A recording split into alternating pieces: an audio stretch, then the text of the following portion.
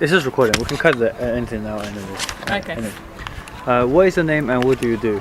My name is Anne Elizabeth Oliver and I'm a customer services assistant at Falmouth Haven. Okay. How did you get involved with this job? With this job, yes. I've just spent the last 7 years working up the Truro River, driving a harbour patrol boat. Yeah. That was part-time every other weekend. And I was also a medical secretary for Trelisk Hospital. Okay. And I had a part-time gardening job.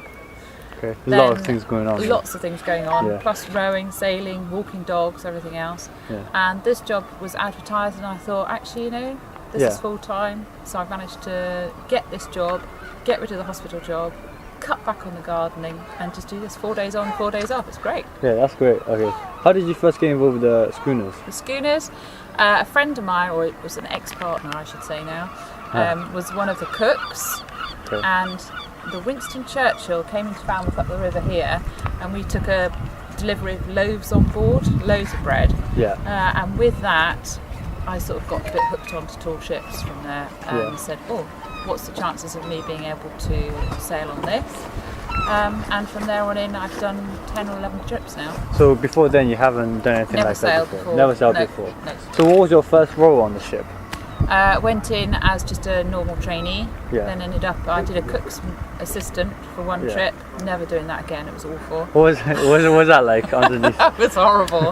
I hated it so much. We were down in the Canaries and I just used to spend half my time thrown up over the side, running back into the galley, getting the potatoes done, cooking this, that and the other, running out in the galley, getting sick again. It was horrific. I never want to be a cook's assistant again. Yeah, it's quite difficult, right? And I don't cook anywhere at home, so it wasn't a very good idea. And then I did boatswain's mate for 2 or 3 trips, which was brilliant. Loved that. Yeah. What did you wish to accomplish whilst you were on the voyage? To get back in one piece. Yeah. That's a good one. I remember one trip we did out there, and it was force 10s, and I've got a picture of me at home somewhere, absolutely being so scared that it's just not happening. I was so scared, I just wanted to get back. I need to talk to that man in a minute. Okay, that's fine. Can I just borrow you? Yeah. So the scariest trip I ever did was going down, we came down from the North Sea, whizzed down to France, and the weather was so bad, it was a 9-10, and there's a picture of me at home grabbing onto the ship's rails like this, thinking, oh my god, but I've got this really stupid inane grin across my face, thinking, oh my god. And we actually got blown over into the other side of the channel, and the French Coast Guards came out to check we were all okay. Like, oh my god. But I think it's just probably just to have a challenge, isn't it? To get out there and do what you can.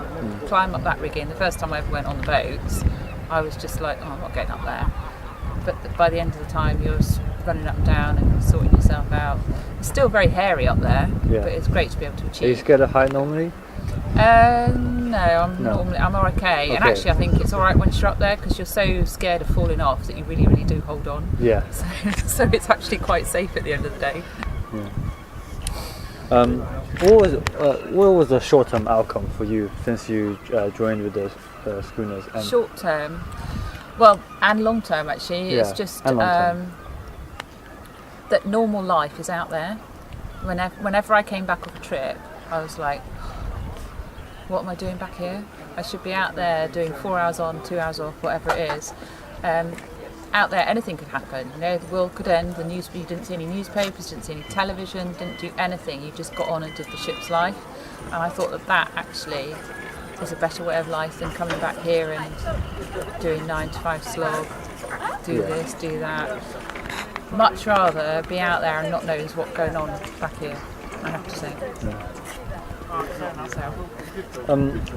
I'm pretty sure when you're out there, sometimes you make mistakes during your shift. All the time. Was there any in particular that you especially learned from? Oh, I remember Barry Martin telling me off because I was out on boatswain's mate and I was putting the paint pot, and every time I put the paint pot in, and I just drew the paintbrush over the side of the paint pot and I did it all the way around the paint pot, and he gave me such a rollicking for that. He said, just take it out, put it on one side of the paint pot. And I still remember that to this day. When I do my decorating at home, I only ever take it out of one side of the paint pot. Where do you feel the most pressure is and how do you deal with it? Dealing with people. I guess. You just got to get on with everybody. You get such a weird bunch of people, really nice people, really difficult people. You've just got to be able to sort of not blow your top. Sometimes I have blown my top, being called a bit of a loose cannon sometimes. You just got to be able to be a people person, I guess. Yeah. Well, do you prefer to work in a team or working alone? I actually prefer to work on my own, but you can't do that all the time. You have to just be able to get on with people, don't you? So, but I have now, as I've got older, learnt to zip my mouth a bit more often than I used to do. Every now and then, the red mists descend, but you just got to get on with it, haven't you? Yeah. Well, what kind of personality do you find easiest to work with? What kind of people that you find that you're okay with? Not as feisty as me, maybe. Not enough room on the boat. No. I like somebody who'll tell you what they think, tell you straight. I don't like people that will backstab and just be really nice to your face and then go and say something else to your mate around the corner. I'd rather just be able to talk to somebody. Don't like confrontation because I tend to get really hectic about that. So nice, calm people. It bugs me having lazy people. If they're down there and your watch is carrying somebody and I think actually we're all here to do the same job. Don't like that sort of thing. But if someone needs a bit of help, then that's fine, that's brilliant. If they're doing whatever they can do and they still need a bit of help, great, then we can all muck in and do that. I just don't like some people who take advantage, even in normal life here. Yeah. What do you feel is your biggest achievement so far working with schooners? Being able to do this, really, because that set me off onto a life of boats.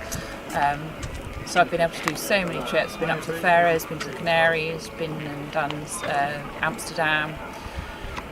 Fantastic opportunities for me to go and do that, and then that's led on to me working here, being up on the river. My old boss was one of the old navigators from Churchill up at Truro. So I've been able to just make this not just my hobby, but it's my life now. Boats, sailing, rowing, it's great. Do you miss the land life? No. Not at all.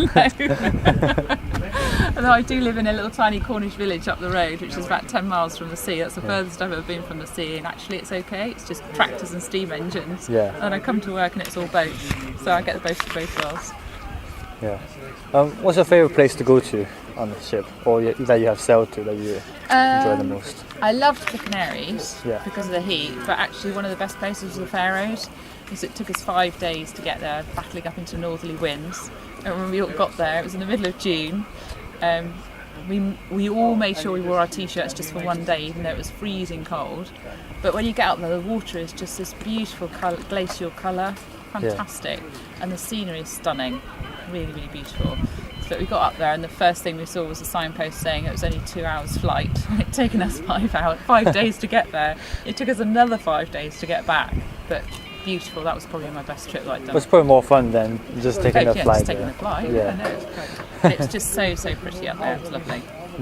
What's the last place you've been to?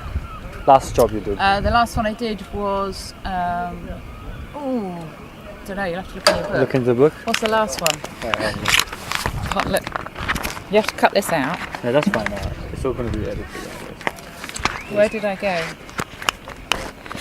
Oh, I did Madeira. Okay. I did Madeira. Oh my god.